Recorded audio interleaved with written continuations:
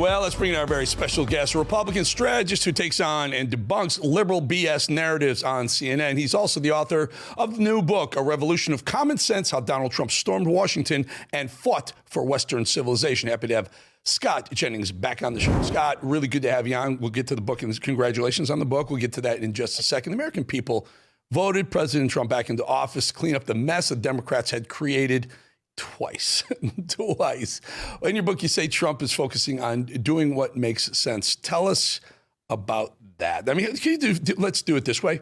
Trump 1.0 and Trump 2.0. What is he doing differently, Scott? You and I are both at the kind of the crossroads of these two presidencies, these 45 and 47. 47 feels a lot more aggressive than 45. Tell us the difference between the two in your words.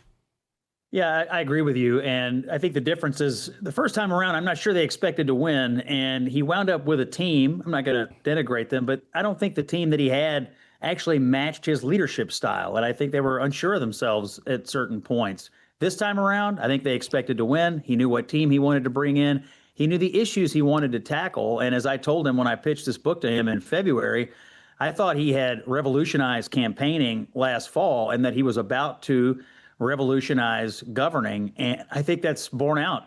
It's the most active presidency since FDR, his use of executive orders, and frankly, his tactic of not allowing what can happen in Washington to overwhelm a Republican presidency. And what he did was overwhelm them. I mean, you always face a media that's trying to destroy you, Democrats trying to destroy you, an entrenched federal bureaucracy, and in his case, a federal judiciary that's trying to stop him at every turn. But he hasn't really let it get him down. And in many ways, he has overwhelmed the traditional forces that try to take down a Republican president. So I understand that there was some cooperation with you by Trump and other high-level close aides to Trump. Tell us about that. Yep, I pitched the president in February, and I got to spend some time with him, observe him in meetings. I did interview him. I also interviewed a good chunk of the cabinet and several high-ranking officials from the White House, and really just having the access of observation, being able to watch him conduct meetings. I traveled with him to Michigan on his 100th day in office, was on Air Force One with him, and really just kind of hanging around. It gave me a sense of who Donald Trump is behind the scenes, how he leads, how he manages his team, and really how he's tackling, some of these big issues of the day. And so you'll see reflected in the chapters of the book different vignettes where I'm observing the president, I'm interviewing Marco Rubio, I'm interviewing Scott Bessent, I'm talking to Elon Musk in the White House. It was good access, and it was really a good education in how he really hands-on leads the government. Mm-hmm. A little bit of a curveball, a little tough one, because the reason why I'm saying this is last week I was on air. Trump finished a meeting with Mamdani in the Oval Office, and I was live. And to be honest with you, this guy I've been doing this a long time, 20 years, Fox News, other places, and I was almost without words at the moment because I was shocked that he gave Mamdani what I thought was a little bit of an easy time in the Oval. I thought that could have gone a lot stronger, and I think, let's be honest, I represent the MAGA base, the original MAGA base, maybe not the new MAGA base, but the original MAGA base. I was trying to figure out why. So what was your take on the Oval Office meeting? A lot of people are saying, don't worry, the alligator always sets the little fish up for the kill for later. I'm just trying to figure out what your assessment of that meeting was.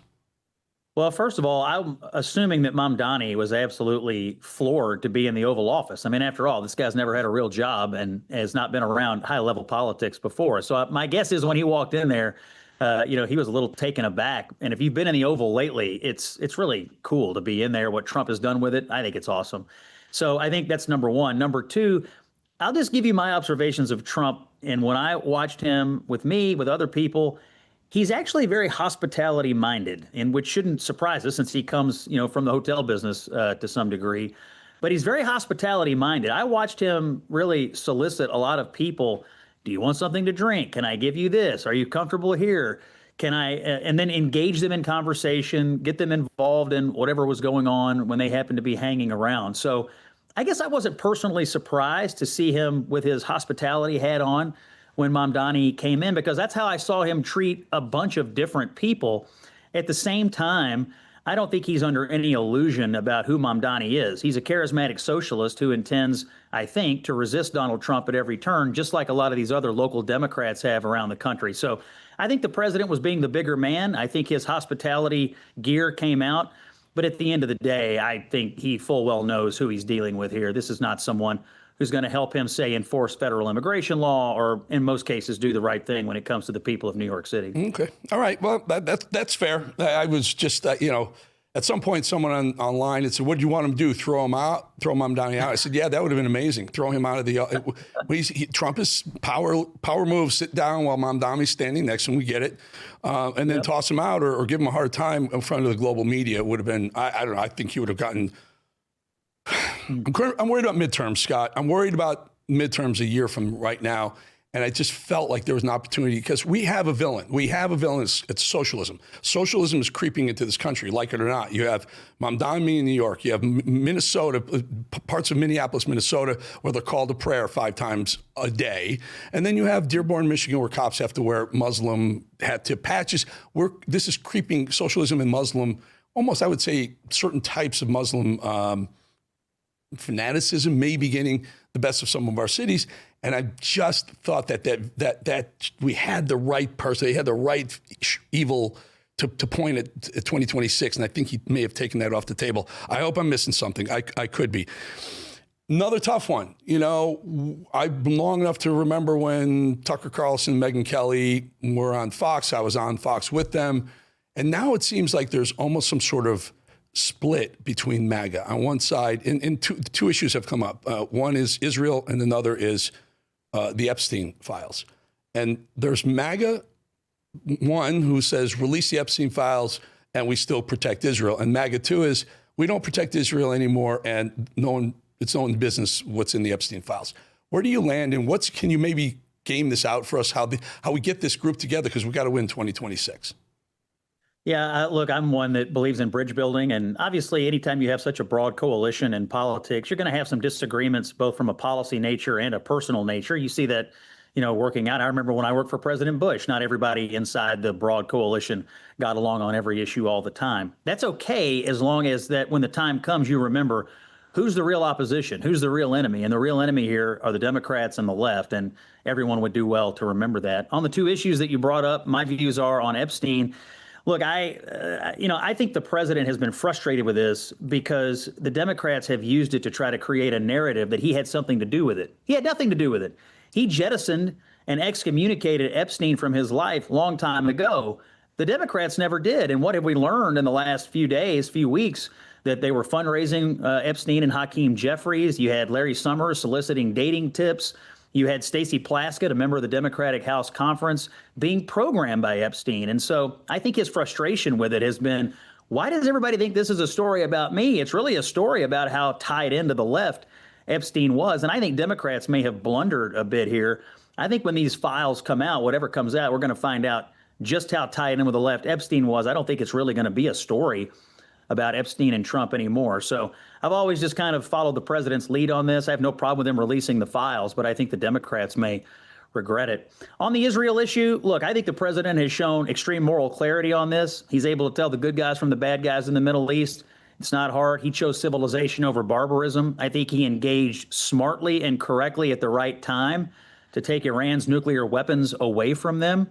No American soldiers were in harm's way. They didn't even know we were there. We got in and got out, and the Iranians didn't even know we were there. I think the Israelis, what happened to them on October the 7th is one of the most extreme acts of barbarism we have seen in the world. I put the words Western civilization in the title of my book, in part because I think we're all on the front lines of this fight right now. And I think the Israelis, to be candid with you, have been fighting the enemies of Western civilization, these Hamas terrorists.